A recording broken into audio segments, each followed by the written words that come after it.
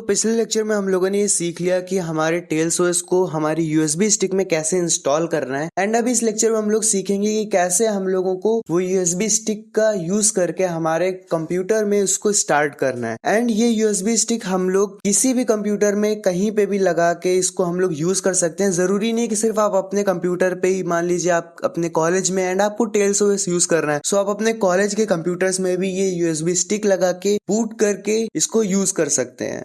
बिना कोई ज्यादा टाइम वेस्ट किए मैं फटाफट इसके स्टार्टिंग प्रोसेस को बताता हूँ। ये एक चार्ट है। अगर आपका कंप्यूटर इनमें से किसी भी कंपनी का है एंड आपको नहीं पता कि उसका बूट मेन्यू में जाने का की कौन सा है, यहाँ पे चार्ट है। आप इस चार्ट के अकॉर्डिंग अपना कंप्यूटर मैच करके वो की यूज कर सकते हैं अपने बूट मेन्यू में जाने के लिए। फॉर एग्जाम्पल हमारा कंप्यूटर डेल का है, हम लोग यहाँ पे F12 की यूज करेंगे बूट मेन्यू में जाने के लिए। एंड जैसे ही हम लोग यहाँ पे एंड टेल्स ओएस को स्टार्ट करने का प्रोसेस बहुत ही ज्यादा सिंपल है। सबसे पहले हम लोगों को हमारी यूएसबी स्टिक को हमारे कंप्यूटर में इंसर्ट करना है, देन हमारे कंप्यूटर को रीस्टार्ट करना है। एंड जैसे ही वो रीस्टार्ट होगा हम लोगों को बूट मेन्यू में जाके हमारे टेल्स ओएस को स्टार्ट कर देना है। जैसा कि आप हमारी स्क्रीन पे देख सकते हैं, यहाँ पे हम लोग बूट मेन्यू में आ चुके हैं। एंड यहाँ पे हम लोगों को नीचे जाके यूएसबी स्टिक को सिलेक्ट करना है। एंड जैसे हम लोग यूएसबी को सिलेक्ट करेंगे, यहाँ पे टेल्स ओएस बूट होना स्टार्ट हो जाएगा।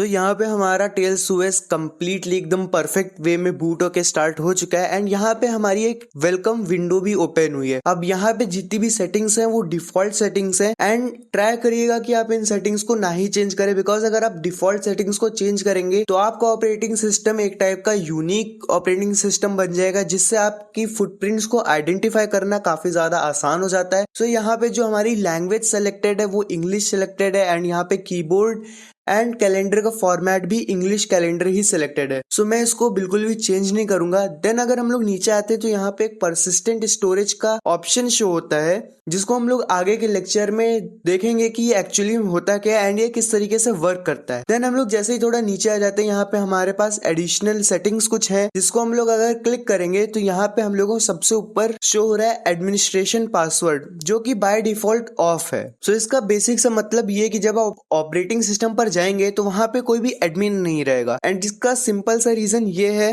कि अगर आपके ऑपरेटिंग सिस्टम में कोई हैक करके आ भी जाता है किसी भी तरीके से, तो उसको एडमिन परमिशंस नहीं मिलेंगे, बिकॉज वो वहाँ की कोर फंक्शंस को चेंज नहीं कर पाएगा, ना ही ऑपरेटिंग सिस्टम की कोई भी सेटिंग्स को, कोर सेटिंग्स को चेंज नहीं कर पाएगा। एंड ना ही वो किसी भी तरीके से कोई भी एप्लीकेशन को इंस्टॉल कर पाएंगे, क्योंकि वहां पे एडमिन सेटिंग्स ही नहीं है। एंड अगर किसी रीजन से आप लोगों को ये सेटिंग मॉडिफाई करनी पड़ती है, पूरी तरीके से आपके ऊपर निर्भर करता है कि अगर आप वो कौन सा प्रोग्राम इंस्टॉल कर रहे हैं एंड वो सेफ है कि नहीं, जिसके लिए आप एडमिन अकाउंट को एक्टिवेट करें। एंड यहाँ पे आप क्लिक करके पासवर्ड अपना सेट कर सकते हैं। एंड वो पासवर्ड को रिपीट करके आप ये पासवर्ड यहाँ पे ऐड कर सकते हैं। एंड यहाँ पे आपका जो एडमिन अकाउंट है वो क्रिएट हो जाएगा। एंड इस चीज को ध्यान में रखें कि ये जो एडमिन अकाउंट क्रिएट होगा ये सिर्फ करंट सेशन के लिए क्रिएट होगा, क्योंकि जैसे हम लोग टेल्स ओएस को रीस्टार्ट करेंगे या फिर हमारी यूएसबी स्टिक को निकाल लेंगे, ये एडमिन अकाउंट टोटली डिसअपियर हो जाएगा। ये कोई भी चीजें यहाँ पे एग्जिस्ट नहीं करेंगी, बिकॉज हमारा टेल्स ओएस रैम पे ऑपरेट करता है। एंड रैम एक वॉलेटाइल मेमोरी होती है जो कि रीस्टार्ट होते ही हमारे सारे डेटा को इरेज कर देती है।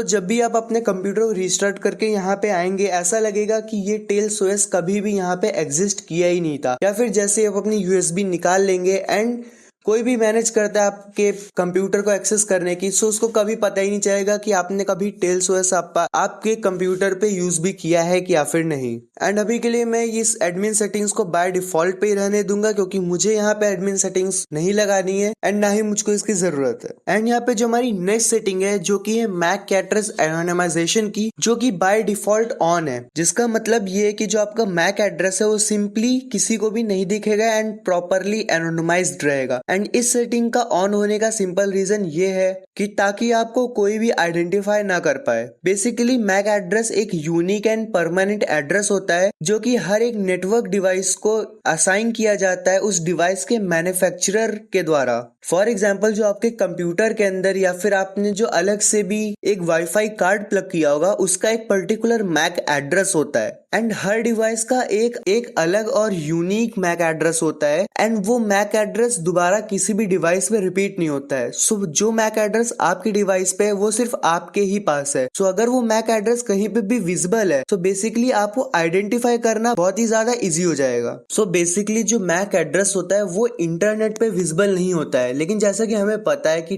टेल्स ओएस में ऑटोमेटिकली जितना भी इंटरनेट ट्रैफिक है वो टॉर के थ्रू रूट हो जाता है एंड हमारा एक टॉर नेटवर्क क्रिएटेड होता है। सो हम लोग इस बात के लिए बिल्कुल भी चिंतित नहीं है कि इंटरनेट पे क्या स्टफ हो रहा है, क्योंकि इंटरनेट पे तो हमारी आइडेंटिटी हाइड हो ही जाएगी, लेकिन नेटवर्क के अंदर जो हमारा मैक एड्रेस है वो कम्प्लीटली विजिबल होता है एंड मैक एड्रेस बहुत ही यूनिक एंड परमानेंट होता है। तो जैसा कि मैंने पहले अभी कहा कि आपको आइडेंटिफाई करने के लिए ये एक बहुत ही बड़ा ऑप्शन बन जाता है एंड बहुत ही इजी ऑप्शन बन जाता है। सो बाय डिफॉल्ट ये जो सेटिंग्स है मैं इसको बिल्कुल भी चेंज नहीं करूंगा एंड मैं प्रिफर भी नहीं करूंगा कि आप इसको चेंज करें। सो ये जैसा है वैसा ही रहने दें। सो इस सेटिंग को बाय डिफॉल्ट पे रहने से होगा ये कि आप जब भी अपना कंप्यूटर रिस्टार्ट करेंगे जो आपका मैक एड्रेस है वो हर बार चेंज होता रहेगा। सो उस तरीके से आप with in the network completely hidden and anonymous रहेंगे एंड आपको आइडेंटिफाई करना मुश्किल हो जाएगा एंड इससे आपकी एनोनिमिटी भी काफी ज्यादा इंक्रीज हो जाएगी। एंड देन हमारे पास थर्ड ऑप्शन है जहाँ पे बाय डिफॉल्ट हमारा ऑफलाइन मोड लगा हुआ है। सो अगर आप लोगों को इंटरनेट नहीं यूज करना आपके टेल्स ओएस पे या फिर कोई ऐसा काम करना है जिसमें इंटरनेट का कोई खासा रोल नहीं है, सो आप इसको बंद रहने दे सकते हैं, वरना आप टेल्स ओएस में जाने के बाद भी आप वाईफाई से कनेक्ट कर सकते हैं एंड इसको जो बाय डिफॉल्ट सेटिंग लगी हुई है इसको आप यहीं पे ऐसे ही छोड़ सकते हैं। एंड देन यहाँ पे हमारे पास एक अनसेफ ब्राउजर वाला ऑप्शन है जो कि यहाँ पे एनेबल दिखा रहा है। एंड जैसे कि मैंने पहले भी आप लोगों को कई बार बताया है कि टेल्स ओएस में ऑटोमेटिकली हम लोग टॉर नेटवर्क से कनेक्टेड होते हैं, सारा